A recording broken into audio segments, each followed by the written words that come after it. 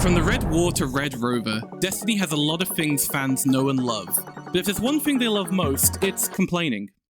And if there's a second thing they love, it's correcting people. Welcome to Actually Destiny Edition. I'm here with Milosh. Hi. Parker. The fog is coming. And Xamthos. I'm just happy to be here. So yeah, welcome to Actually, not a show made by me. This is a show that's been around for a while, created by Mike Trapp on College Humor.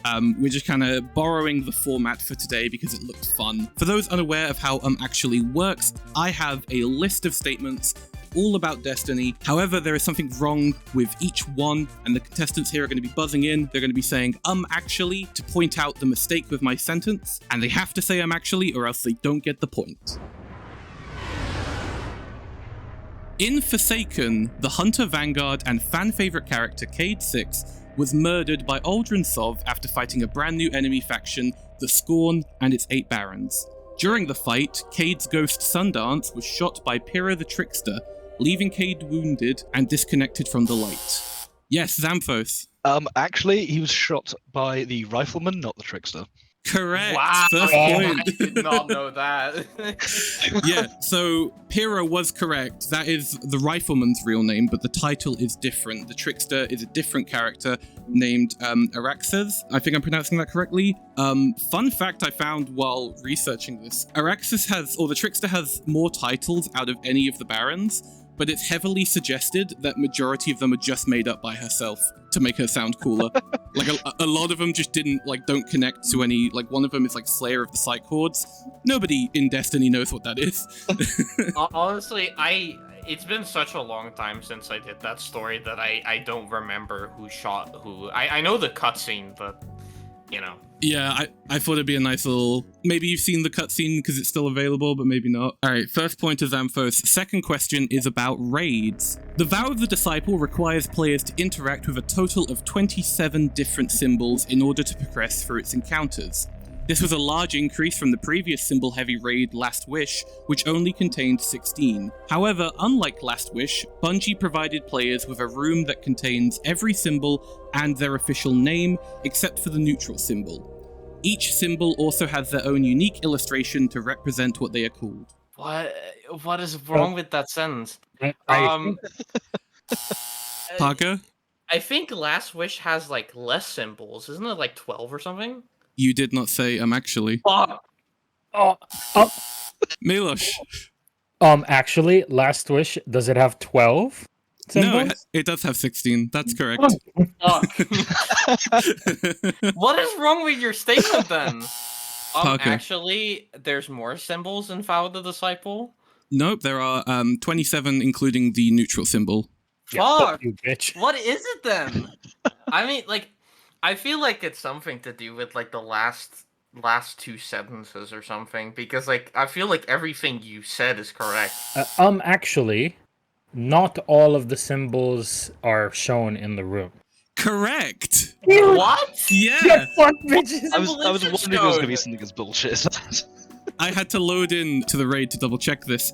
People who have seen like the list of all the symbols may wonder why the brain symbol has 2 different names. And it's because it's not in the room where all the symbols are. It doesn't have an official name. So it's often referred to as remember or knowledge depending on the group. And those are just, as far as I can tell, I'm not sure the origin of those names. But yeah, it's not from the symbol room. Are you Not joking? just in the symbol room. I'm gonna fly Yeah. after this check. Yeah, I was like counting every symbol in that room. I'm like, it must be here. It's so weird that it's not here. I was only there to check its official name. I actually had a different question in mind. And I was like, okay, that I have to have. Dude, that feels like a technicality. What the fuck? Who the Yeah. fuck is Bife, dude? Get the fuck out of here. All right, moving on to the next question. This one is about Easter eggs. One of the earliest references made to the Destiny series was an Easter egg found in Bungie's previous title, Halo Reach. A poster can be found during the campaign that features a picture of Earth, a small white orb floating alongside it, and the text Destiny Awaits. This poster was later changed in the Master Chief Collection to show the Earth and the Moon with the text For Her, due to legal reasons. Actually, the text that was later changed is different. That's my only guess. No, it was changed to For Her. Okay, well, that was my best guess. I'm just gonna go on a limb on it.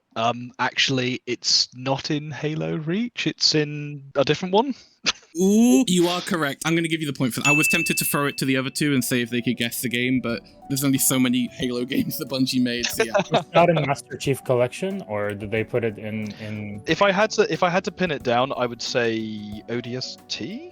That is correct, yes. It was Halo 3 ODST. It was featured in the Mombasa Streets level, which was just like a general kind of almost open world level between levels, and in the firefight mode. Honestly, that was not the direction I thought that question was going, because I knew about the poster where it says, like, find your destiny or whatever, but... Yeah, I thought it would be fun to have, like, because I imagine most people think it is Halo Reach because that's the last one they did, but no, it's actually the one before. Wow, they knew all along, and there's still bugs in the game. What the fuck? The conspiracy goes deeper. All right, we're now on to a special question. We're on to an exotic question. In the original show, these are called shiny questions after Pokemon. Milosh is leveling up. Yeah. These questions are worth exactly the same. They are 1 point overall. So I have 3 reviews for different Destiny releases. I've rewritten a little bit of it just to remove any context. I'm going to read each review and you guys have to buzz in and guess what Destiny release that this person is reviewing. What do you mean a Destiny release? Yeah, that's what I was going to ask as well. It's not just expansions. It could be any of the like main expansions or a single Destiny game. Cool. Okay. Okay. All right, first review. Even if some features, characters, and new locations deserve more depth, this DLC hides some thoughtful renovations and new opportunities for adventure behind an underwhelming first few hours. The robust community has a lot to say about the game, and I share some of the concerns being voiced. Simultaneously, my frustrations are tempered by several fun activities and loot chases that continue to keep me engaged. That was by Matt Miller from Game Informer. Okay. You could read the rest Actually, of it. that was Forsaken? No. Damn. Yeah, no clue. That could also be from Destiny 1. Xamthos? Actually, it's for Warmind. No. Can I... oh, okay. Yeah, go ahead. Milosh? Actually, it's Lightfall. No. Actually... Rise of Iron? No. This first one was Curse of Osiris. Oh my god. That's gonna be my next one! You should have not said anything until we pushed forward. No. That's the first one. Moving on. No point there. Alright, next review. This isn't Bungie reinventing the wheel, it's watching it evolve from spokes and wood to metal and rubber. It adds a new campaign, new location, and new weapons, but all of its offerings reach series highs, and the campaign being particularly excellent standout. Milosh? Actually, it's Witch Queen. Correct, yeah. I figured, yeah.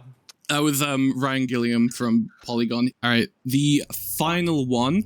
Destiny has never been this accessible, and the foundations Bungie has laid for the future are largely solid. The core new content of this expansion may be a bust, but Bungie has proven that they could make Destiny a far better experience for everyone. Actually, Shadowkeep? That is correct, yeah. Let's go! That was Brandon Adams' Attack of the Fanboys. So we have a tie between Parker and Milosh, so I'll give you both 1 point each. Let's go. I'm on the board. Alright, so moving on to the next question. This is about lore. Oh boy. Alright.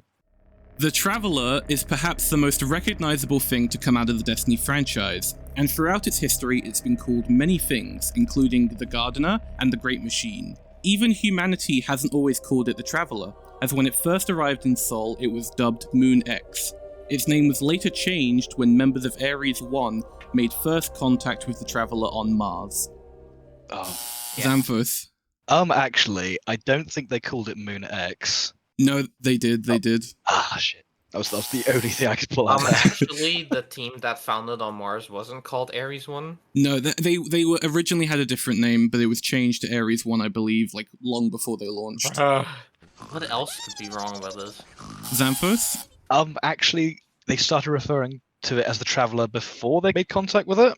You are Very close. I wonder if anyone else can be more specific.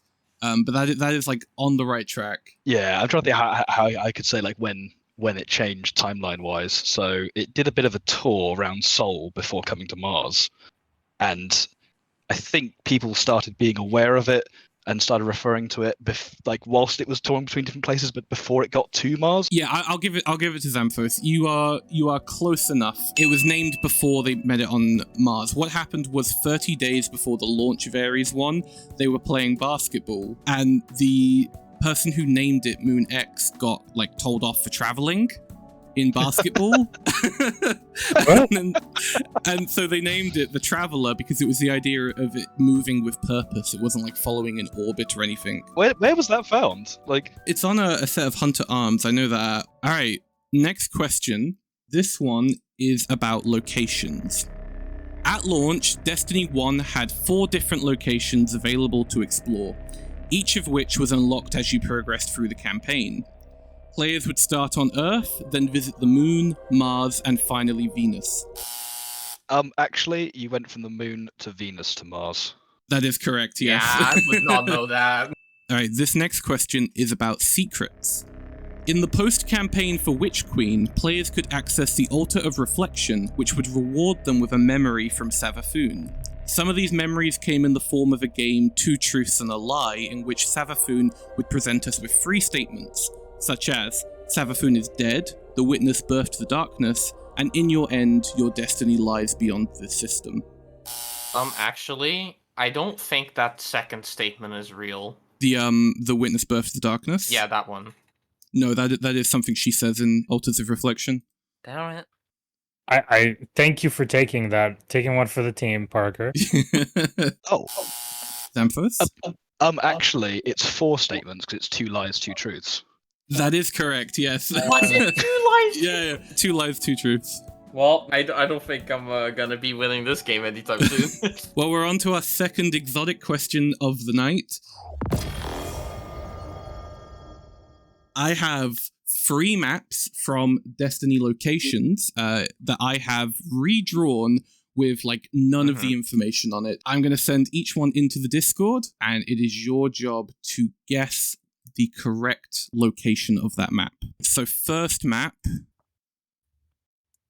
Actually, that's Savathun's From World. That is correct, yeah. It's the Throne World. Come All right.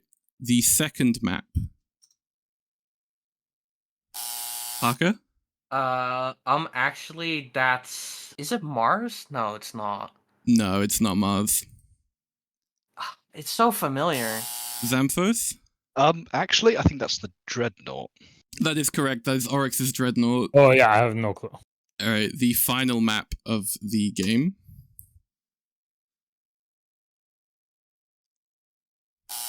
Xamthos?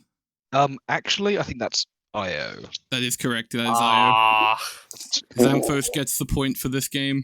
Yay! I just the 2 things in the center of that one just looked like trees a bit, and I thought I only know one place with the big fuck off tree. All right. We are now on to the final question of the game. In the original show, this would be a real-life skills question, because the idea is it's not something that nerds know a lot about. But for my version, I want to do something Destiny-related, so I have picked a certain controversial topic from Destiny. What? Is it touching grass? Yeah, it's hard to touch grass. Impossible. All right, here's the question. The book Unveiling features the story of the gardener and the winnower. Once upon a time, they lived in a garden and played something similar to the flower game. However, the gardener became frustrated by the game always ending with the same pattern. It entered the game along with the winnower and began to change the rules from the inside. that's it? That's it. How? I'm just trying to think, how mean is this one going to be? I've saved it to the end for a reason. Okay. I could get this one just out of the way because I know it's not it. Actually, the gardener didn't become frustrated; they were just exasperated by it, or I'm going down a limb here. I have no idea. Yeah, I think that's like semantics of words. For the sake of this question, we'll say they became frustrated. They became vexed, I know that. But Yeah, but I didn't want to put the funny Vex word in because then people go, "Oh my god, the Vex came from the garden." Oh, not again, stop. Parker, I don't know. Actually, they weren't in a garden. It was like a metaphor. Like the entire thing is a metaphor. that is correct. Like, Yeah, oh, I Oh, knew it! I no. knew it!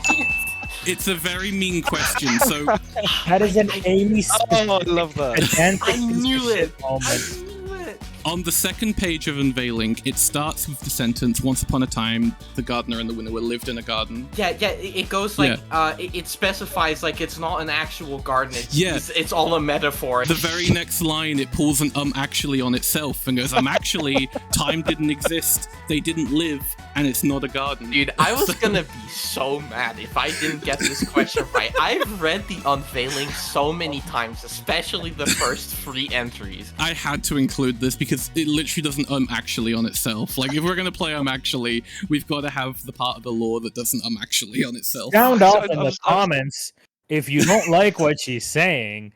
That's great. Let's get that engagement popping. That was our little game of actually I was gonna do the points in post, but I believe Xamthos won by a fair few. Yeah, I was gonna say.